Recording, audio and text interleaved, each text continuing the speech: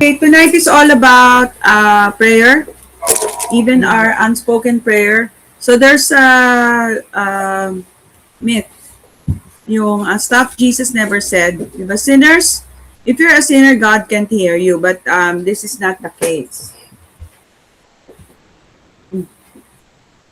This is not the case because in the first place, right, God has forgiven all our sins, all the sins of the world. Okay, so kagabi actually may question. May question kagabi.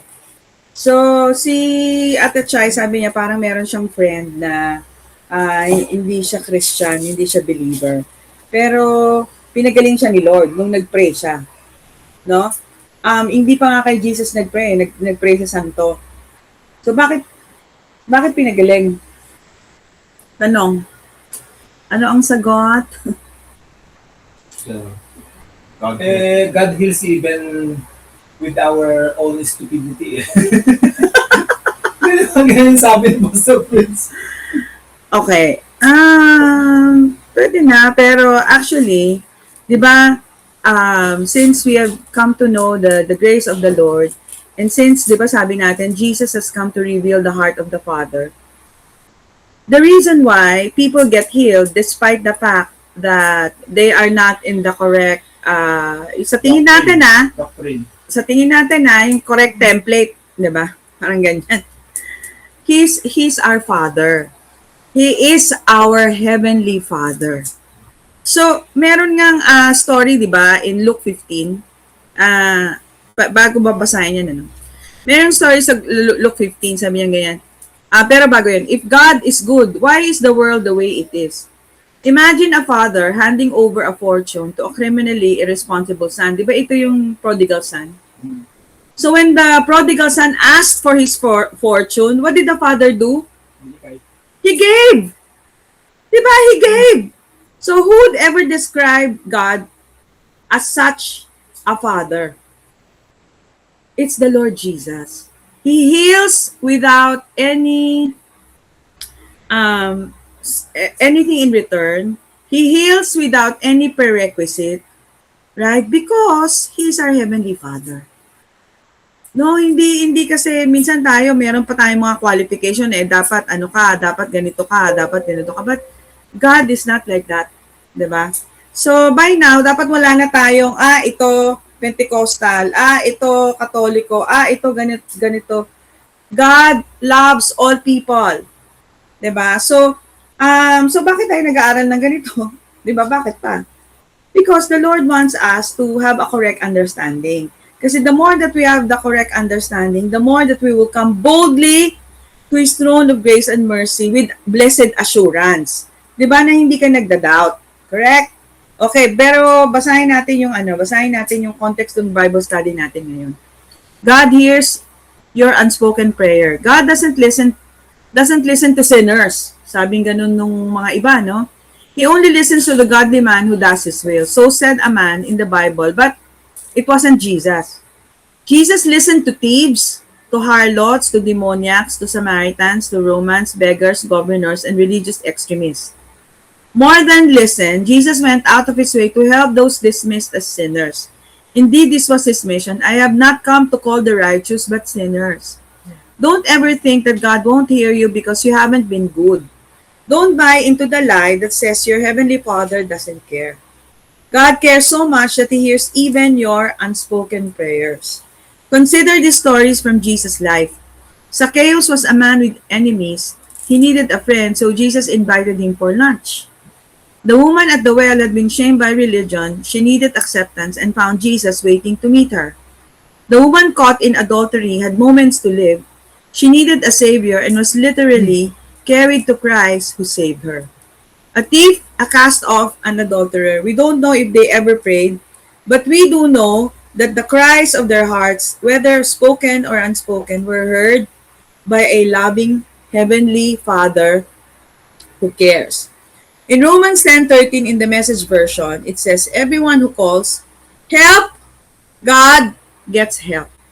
Because He is our Heavenly Father. So, You remember the story of the prodigal son, no? Imagine a father handing over a fortune to a criminally irresponsible son. Who would ever describe God as such a father? It's only the Lord Jesus. So tonight, we will study again. Everything has to be in the context of the finished work. When we discuss the Old Testament, everything has to, when we discuss success, when discuss wisdom, everything has to point to the Lord Jesus, and everything has to be in the cause or in the context of the finished work of Jesus Christ, or else we will think that we can get it by our own selves, diba? Even prayer. So, tingnan natin yung John 16:23. So remember that tonight we are studying about prayer. Okay. In John 16:23 it says, "And in that day you will ask me nothing." Huh? Lex, what does it mean? Oh, Diba? "And in that day you will ask me nothing. Most assuredly I say to you," and then followed by, "Most assuredly I say to you, whatever you ask in the Father in my name, He will give you." Oh, yung una, sabi, "In that day you will not ask me nothing. You will ask me nothing." So, He will give you. Until now, you have asked nothing in my name. Ask, and you will receive, that your joy may be full. So, there is a reason why this verse is like this. Okay, medyo parang sa, pag hindi mo talaga siya inaral, hindi mo siya magigets. So, let's look at the interlinear. So, in that day, sabi nga yan, ano, you will ask. So, di ba, remember that the New Testament is written in Greek. Greek. Okay. And there are two Greek words, at least in the context of this verse, there are two Greek words for ask. Number one is erotao, and number two is aiteo. Okay. And in that day, you will ask erotao. Mean nothing. Most assuredly, I say to you, whatever you ask, aiteo. So, pangalawa, no? So, may ibig sabihin yan. Okay, so, what now? Jesus says to pray in that day, doesn't He? What day?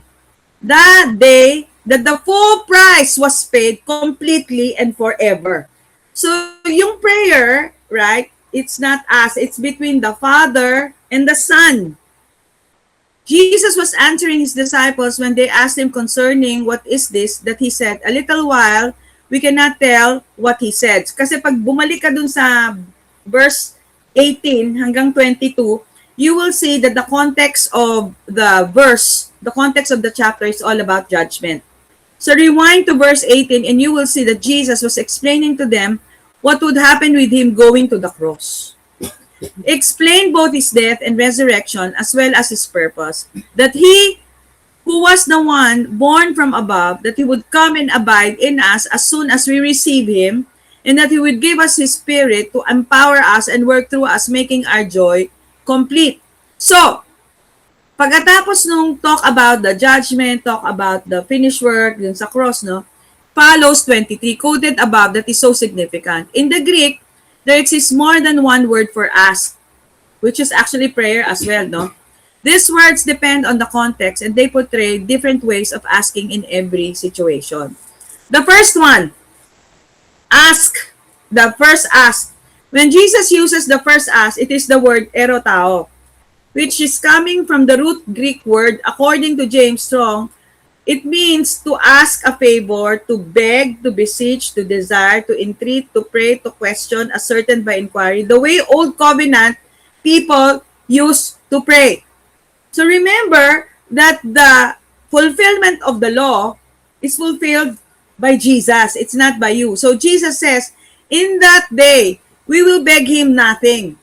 Because all the work has been done through the Lord Jesus Christ. So ito yung arotao, no? To ask, to request, to entreat. Remember when He was praying in the Garden of Gethsemane, di ba? Sabi niya, Father, if this cup can pass by me, but not my will, but your will be done. So He was praying, di ba? So this is erotao. So ano naman yung second? The second ask that Jesus uses in this sentence, saying that the following, that day, we will ask, is different Greek word altogether. He now uses the word aiteo with an altogether different meaning. The meaning now is strictly a demand of something due because of the first one, because of the finished work. You can now aiteo with blessed assurance, with full assurance that wholeness is yours because of the finished work of Jesus Christ. So instead of begging, Lord, pagalingin mo ko. Lord, i-bless mo ko. No, that's old covenant way of praying. Following that day, we shall now demand something that is already there for the taking. That is aiteo. Jesus talks about restored New Testament dominion authority. This is aiteo. And this is now how you pray. Father, thank you. Because of the finished work of Jesus Christ, I declare my family whole. I declare my family protected. I declare my family successful. My children successful. Hallelujah. Yun yung aiteo. That's prayer. So can you see the finished work of the cross there? So, pray, how? Beg, demand, eroteo, and aiteo in that day, in this day. So let us paraphrase in simple English. Jesus says in this day, today, you will no longer beg me. But as an absolute truth, I tell you, when you will demand whatever is due, provided by my finished work on the cross and beyond, the Father in my name, when you will demand whatever is due the Father in my name, He will give it to you. Hallelujah. So every time when you pray, think of the cross. Think of the finished work of Jesus Christ. The reason why you can be so sure that your prayer is going to be answered is because of erotao. Diba? The prayer of Jesus to the Father. Hallelujah. So how can we demand from God? It looks like this. Dapat pala si Seri yung nilagay ko dito. You see, it's like a baby asking for milk. When the fridge is stuck to the roof with milk, she asks knowing fully well that it is there. In fact, she goes about declaring it, proclaiming it, confirming it. Her asking is different. She knows that whenever Lola Sweet, diba? Whenever she asks Lola Sweet for a milk, she will be given. She knows it is there for her. In an instant, she would fling the door wide open and receive and take hold of what is already provided right there. That is quite different from begging and asking and pleading for something not yet provided. It is the same with our Lord Jesus Christ. So, that is why we can come boldly to Him. Not asking for a favor. We already have His favor. So now it becomes Eucharist. It becomes Thanksgiving. It becomes a time of gratefulness. He has already blessed us with all spiritual blessings and favor. He who gave His only begotten, beloved Son, how will He not then also give us all things? There is no need for you and I to do all sorts of silly prayers. I am His beloved, we are His beloved, and He, the beloved, is ours. I am a kingdom heir. I am the recipient of His unmerited favor, His kindness, His goodness, His prosperity, and abundance. It is due. So now, it changes now into joy. Di ba hindi ka na yung Lord? Ba't ganyan? Hindi ka na ganon. Di ba? It now changes into, Lord, thank you. Lord, thank you. Kahit na hindi ko pa nakikita, I know it is given. I know it is finished. I know it is paid for. Hallelujah. So now you become joyful. Now you can demand what is already there. Parang si Alex, no, kapag papunta kami sa SM, Lord, thank you for the parking slot, ha. Diba? It is already thank you. Hindi na tayo nagmamakaawa ng parking slot. So, okay. Furthermore, kasi kailangan nating maintindihan to, or else we will be living our lives begging, we will be living our lives with delay mentality. So why does so much of Christianity have sick hearts? There is a verse in the Bible, hope deferred makes the heart sick. The verse is not condemning anyone. It is diagnosing something. Much of Christianity has been trained to defer life. Heaven later, freedom later, wholeness later, salvation later. The heart is asked to wait for what it was designed to live from now. Kaya sabi ni Lord, today, di ba? When he read the scroll, di ba? When he read the Isaiah, di ba sabi niya, it is today, not tomorrow. That is why, kapag meron tayong delay mentality, meron tayong deferred payment mentality, sickness exists. When something is taught kasi when something is taught early, parang ganito tayo, no? Repeated often and is reinforced by authority, the mind accepts it as a reality. Gab, ito yung tactic ni Hitler, 'di ba? And his anong patag doon, yung Minister of Communication, 'di ba? Sabi ganoon, a lie that is repeated and repeated and repeated continuously becomes your reality, becomes your truth. So kapag naniniwala ka that it's delayed, then you will live that life. You see what you were taught to see. You hear what you were trained to hear. So when people hear heaven, they imagine the sky, the afterlife, somewhere else there someday. Not because scripture demands it, but because conditioning does. Our minds work so conditioned to wait, magtiis, lalo na mga Pilipino, magtiis. But Jesus consistently interrupts this pattern. You know, in Matthew 6:25, he lovingly tells us, therefore, I say to you, in other version, ought not, diba? You ought not. Ang sabi niya, do not worry about your life. Diba? Do not worry about your life. What you will eat, what you will drink, nor about your body, what you will put on. Is not life more than food, and the body more than clothing? Look at the birds of the air, for they neither sow nor reap nor gather into barns. Yet your heavenly Father, there it goes again. Again, your heavenly Father feeds them. Are you not more value? Are you not of more value than they? Which of you, by worrying, can add 1 cubit to his stature? Do not worry. Ought not to worry. So, in Proverbs 13 verse 12, hope deferred makes the heart sick, but a desire fulfilled is the tree of life. So, ano yung desire natin? Ang desire natin is now the fruit of the finished work, right? Deferred hope sickens the heart because the heart was never designed to survive on delay.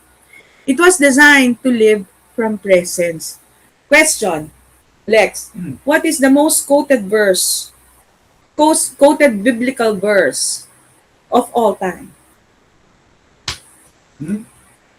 Ano yung pinaka-popular na verse that is quoted all over the world?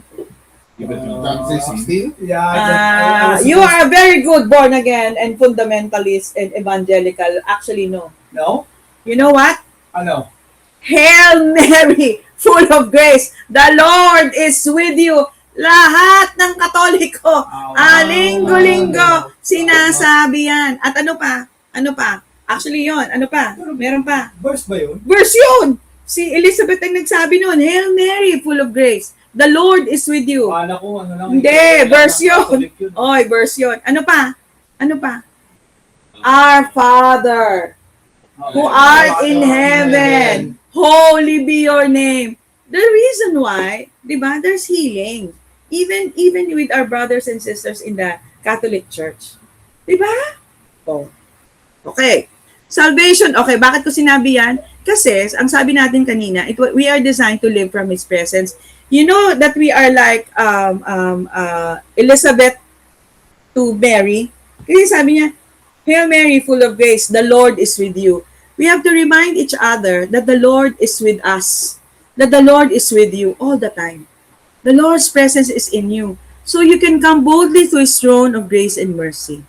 Hallelujah. So salvation is not postponed because the Lord is with you. Heaven is not later. The kingdom is not distant. It is remembered. So every time you partake of the bread and of the wine, that is your reality. Your reality is today. Hallelujah. It is restored. It is lived. When the heart reconnects to the Logos, who is the Logos? What is Logos? The Word. Hope is no longer deferred. Life is no longer postponed. And sickness lifts because the source has been restored. So in John 12:32, di ba may kantang ganito? Ano nga ma? Lift Jesus higher. Lift Jesus higher. Lift them up for the world to see. He said, if I be lifted up from the earth, I will draw all men unto me. But actually, yung men unto me, pag tinignan mo yung KJV, is in italics. Meaning, it's not in the original text. Okay? Wala sa original Greek yan. Original text. So, ang talagang nasa original, and if I be lifted up, it speaks of the cross from the earth. I will draw all. What did he draw? Ano yung dinraw niya? Let's watch. Kasi it speaks of, ang context ng verse 32, now is the judgment of this world. Now shall the prince of this world be cast out. What is he talking about in verse 32? So the subject of the sentence, as from the previous verse, is the judgment of the world. Thus, the primary thought here is that in his death, Jesus would draw all judgment, yes, upon himself. Sin, condemnation, sickness, thereby forever redeeming mankind's innocence. So, in the mirror, when I'm lifted up from the earth, I will draw all unto me. Behold the Lamb who takes away when he's airo, takes away the sin of the world. So, that is the context of erotao. Diba? That's why you can aiteo because he has erotao. So, tingnan natin, ano? Tingnan natin.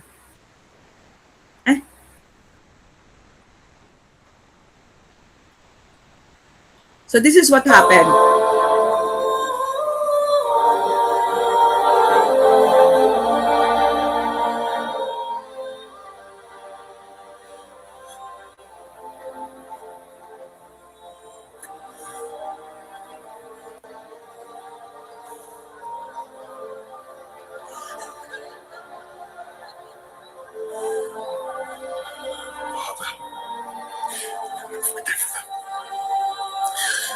For they know not what they do.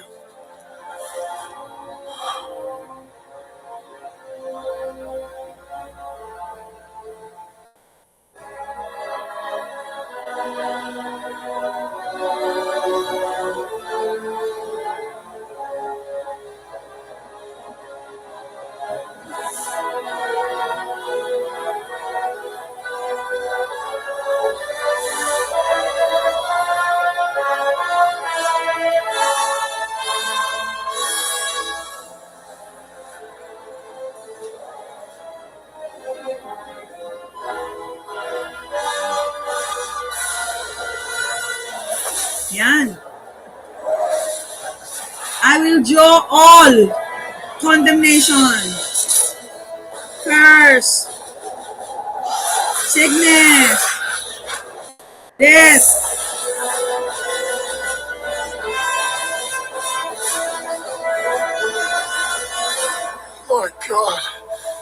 My God, why have you forsaken me?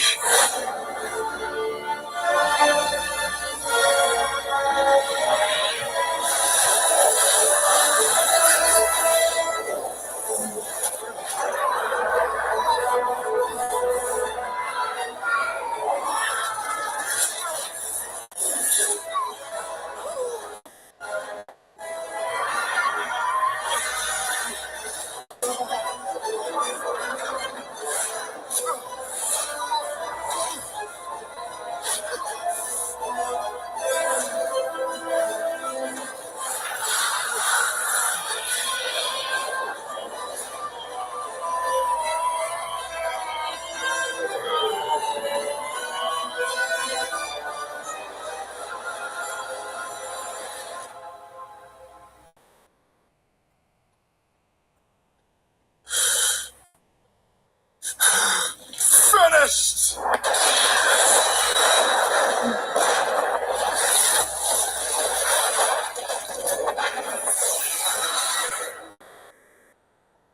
Praise the Lord. So the reason why we can aiteo is because of the finished work of Jesus Christ. Correct? So now, okay. Now we go to Matthew 7, 8:21. It says, now because of erotao, because of that day, no? Today, for everyone who asks receives. And he who seeks finds, and to him who knocks it will be opened. So tingnan natin yung interlinya, no? Ano yung asking and receiving?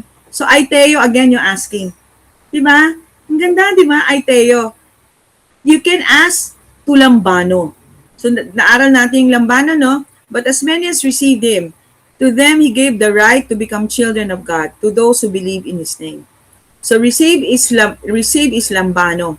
So because you have now exousia, yung authority, no? So lambano, naaral natin last week, everyone who realizes their association in Him. You do not anymore associate with poverty. You do not associate with sickness. You do not associate with lack. But you associate with your Abba Daddy God, generosity of giving Jesus Christ to you. Right? Hallelujah. So now you realize and you associate with Him, convinced that He is your original life and that His name define you. God gives the assurance that you are indeed His offspring, begotten of Him, and He sanctions the legitimacy of your sonship. So the word often translated to receive lambano means to take in hand, to comprehend, to grasp, identified with. This word suggests that even though He came to His own, there are those who do not identify with their true origin revealed in Him, like many Pharisees. Diba? Sometimes ganun tayo, but praise the Lord, we are continually reminded. So in John 8:44, neither God's legitimate fatherhood of mankind nor His ownership is in question. Mankind's indifference to their true origin is the problem. That is what the gospel addresses with utmost clarity in the person of Jesus Christ. Jesus has come to introduce mankind to themselves again, and mankind has forgotten what manner of person they are by design. Hallelujah. So tonight we are reminded, our grasping, lambano, our taking is simply the awakening to the fact that our Genesis, our beginning is already completed in the Logos, the Word of Jesus Christ. The Logos is the source. Everything commences in Him. He remains the exclusive parent reference to our Genesis. There is nothing original except the Word. We are His offspring. He has come to give us understanding, to know Him who is true, and to realize that we are in Him who is true. So in Matthew 7:8-11, everyone who asks, who is everyone? All of us, right? Receives, and he who seeks finds, and to him who knocks it will be open. So even kahit ba yung mga sales quota, yes. If it concerns you, it concerns him. Or what man is there among you if his son asks for bread? Ito na. Will he give him a stone? If you're asking for healing, which is representative of his body, no? Will he give you a kidney stone? Hindi, di ba? Hallelujah. Or we ask for a fish, will he give him a serpent? If you then, being evil, know how much to give good gifts to your children, how much more? How much more will your Father who is in heaven give good things to those who ask Him? There is so much more, child of God. Are you asking only for a job? No, the Lord is going to give you much more. A position of influence. I declare that over you, Ezra. Hallelujah. So, in Luke 11:1, for now it came to pass, when he was praying in a certain place, when he sees that one of his disciples said to him, Lord, teach us how to pray. Oh, ito na, di ba? This is one of the most quoted verse as well. Sabi nga niyan, he said to them, when you pray, say. So when I encourage you to pray the Lord's Prayer, no? Uy, our Father in heaven. Sabi nga niyan. So where do we begin? Where do we begin, Sam? Our Father in heaven. You establish or you realize, you associate your position as you are with your Father, seated at the right hand, because Christ is in you and you are in Christ. Diba? Our Father, holy, hallowed be your name. In other words, holy is your name. In other words, wholesome is your name. So, your name is also wholesome. Correct? Correct? Hallelujah. Your kingdom come. Your will be done on earth as it is heaven. So the way to live today is to bring heaven down to earth. You are heaven walking on earth. Hallelujah. Give us today our daily bread. And forgive us our sins. This is already done, no? For we also forgive everyone who is indebted to us. And do not lead us into temptation, but deliver us from the evil one. Hallelujah. So, again, yung actually nag-resonate dito sa akin is yung, holy be your name. Wholesome is your name. And therefore, my name is also wholesome. Luke 11. So in the mirror, he was praying in a certain place one day, and when he paused, one of his disciples asked him to pray, to teach them how to pray, just like John taught his followers. He said, "Whenever you pray, say, Father, your name is to be celebrated in as holy in all creation. Your kingdom is present. Let this be everyone's reality." Hallelujah. Ang klaro, no? Let this be your reality, child of God. In Mark 1:14, he proclaims that the time has fully come. Kairos! Yung pala yun. The time has fully come. Kairos. So you don't need to worry about, am I in the right place at the right time? You are always in the right place at the right time. Because the Lord is in you. The incarnate word Jesus is the fullness of time. In the perfect active indicative, it means it's a done deal and its future effects are irreversible and will not diminish. So the revelation now of your righteousness by God's faith unveils how Jesus Christ represented and redeemed mankind.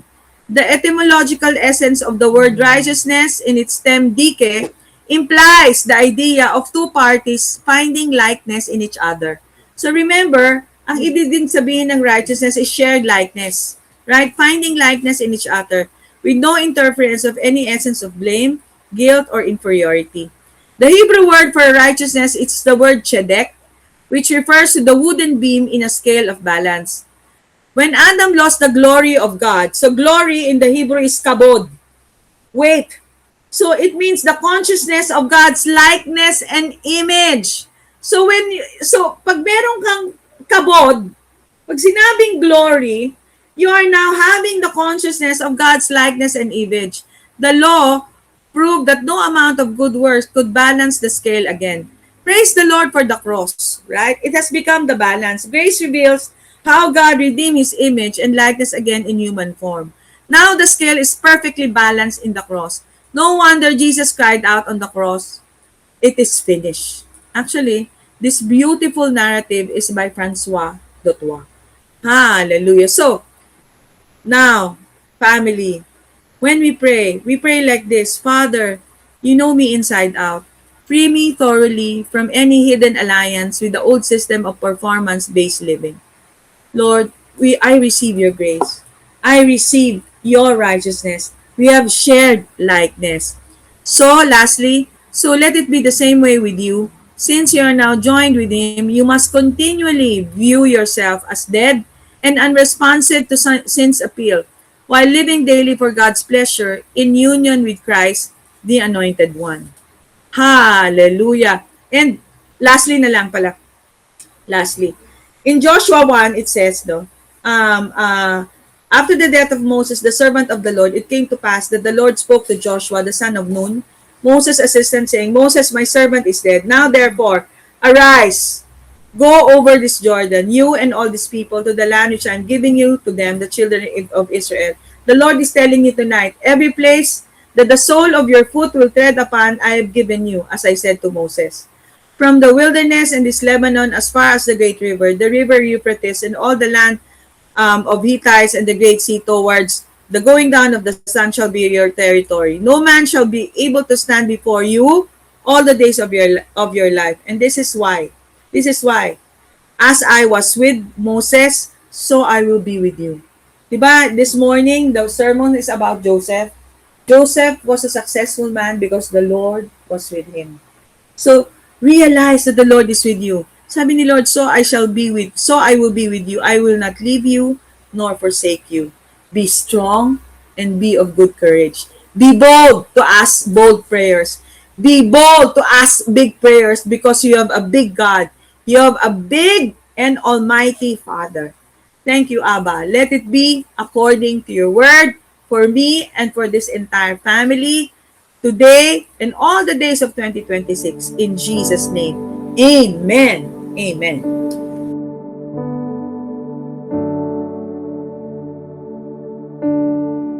Okay, let's pray. Lord Jesus, thank you for dying for us on the cross. We remember your body that was broken for us. By your stripes we are healed from head to toe. Every cell, every organ, every function of our body is healed, restored, and renewed. We receive your divine health and wholeness. We declare that we are strong, we are healthy. In Jesus' name, amen.